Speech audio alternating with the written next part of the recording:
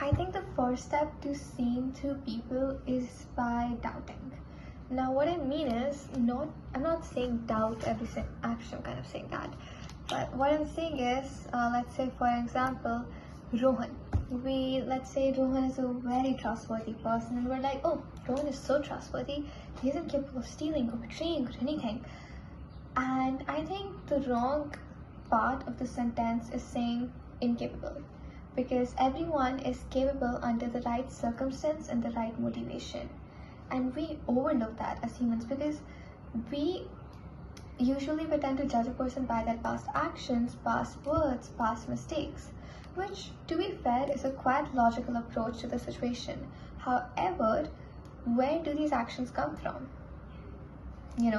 Like action can be done, like an untrustworthy person can be trustworthy to you at one point or the other in some life, at one point or the other in life. However, what you have to go by is, where do actions come from?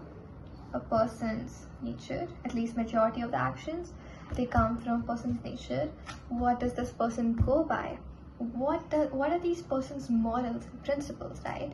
So it basically comes down to a person's nature, and I think nature is something that should be trusted more in a person. This is why you need the ability to doubt a situation while also trusting it.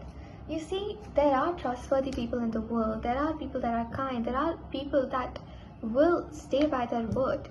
However, that's the thing, I'm not saying everyone betrays, I'm saying everyone is capable of betraying. And just because the majority of them, like a majority part of them, doesn't seem capable, doesn't mean that capability doesn't exist. It's like a person sitting on a wheelchair, right?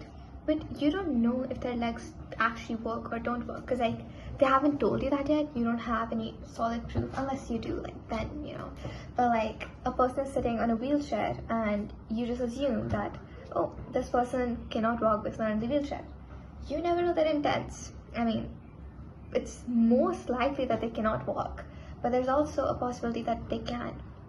And that's the first step to actually seeing through people, to be able to doubt the situation in front of you. Because if you just trust a person blindly for something that, oh, not capable, you're living in a world of delusion, you're living in a world of fantasy, and that's not how things work. Not everyone betrays, but everyone is capable of betraying. Everyone is capable of doing an action under the right circumstance and the right motivation.